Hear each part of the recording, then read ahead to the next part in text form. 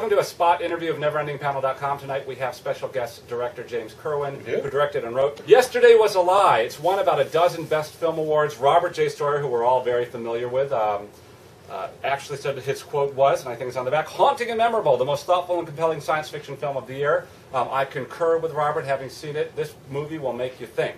But James is back with us. He's been a guest a number of times to sort of tell us what has transpired since our last interview with you for Yesterday Was a Lie. Obviously, we're looking at the graphic novel, but let us know what's going on with the movie, with the works, and everything. Sure. Well, I think... And I forgot to say, starring Chase Masterson. Yes. I think since... Who's in the audience tonight.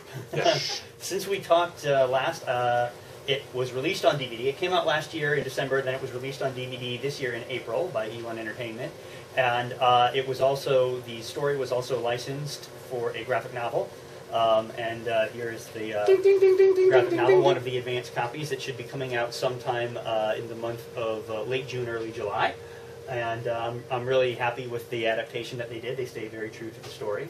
So I guess it's my first published novel as a writer, technically. So, wow! Author and director. There you go.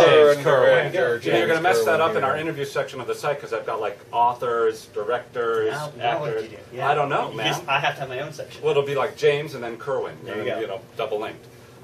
So tell us a little bit about in our little bit limited time. You know, you started out with this low budget film that really has been picking up a tremendous amount of speed now into the graphic novel, winning these awards. You know. Are you surprised? I mean, is it, you know, what's going on? How did this journey, you know, how did you get here? Yeah, you know, I don't know. I mean, it's a lot of blessings and luck, but it's also a lot of hard work. I am surprised at the level of success that it's had, just in as much as 99% of independent films never sell to a distributor and get released. Right. So I'm pleasantly surprised at that, but I've always just had that feeling in the back of my mind with this particular project that it's something really special. I love it. I think it's a very unique story, so I'm surprised, but at the same time, it's what I had been hoping for. Right, and by the way, I love these kind of stories too, because when you see this kind of film, it's beautifully shot. You know, the acting is terrific. Chase sings incredibly in it, but she's got a great voice. Everybody knows that. And it's nice to see, because oftentimes you'll see stuff like this happen. You see women, and everybody ignores it. And I think this just is the right element of everything: the black and white, the noir, the science fiction. That, you know, it's pulling that audience along with it. And it's really an incredible story. Thank you. Thank you. Eitan, any questions for James? Well, yes, I do have the one obvious question. What are you doing next? Yeah. Good one. Good. That is a good question. On the spot. On the spot. On the spot. You know, I started developing a couple other script projects last year, right before it sold to you. And I guess we can put the DVD. Yeah, let's put the DVD. Actually, the DVD will now appear in a flash. There you go. Right before E1 bought it, and so as soon as they bought it, everything else got put on hold in my life, and we prepared for the theatrical release, then prepared for the DVD release, and now we're working on the graphic novel, which is just being finished, and now we're doing some promotions at Comic-Con this year with E1. We just found out. Well, the answer is I really don't know. The answer is I've had to put all potential plans on hold for the past year as we've been doing this. Not even like a little bit of a hint of something you might be thinking about? I'm one paper thin wafer. I'm thinking one about tiny small little amount of paper thin wafer. A drop of an idea. I have two potential scripts. One is more fantasy-oriented, and one is more straightforward sci-fi.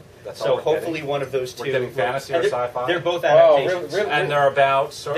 I like the way you really took a stand there. Yeah, he really took a stand. Really just... Fantasy or sci-fi? Well, no, one is, and one is the other. That's what I don't know about you, Eitan, but I'm satiated. Yes, absolutely. Yeah, I feel like I know what's coming. I now know what's coming. I'm not mind James Kerwin, author, director. Here's the thing. I don't like being one of those guys who announces a project before it's green-lighted, because then you look like an idiot when it doesn't happen. We don't say that in the world of literature, green-lighted.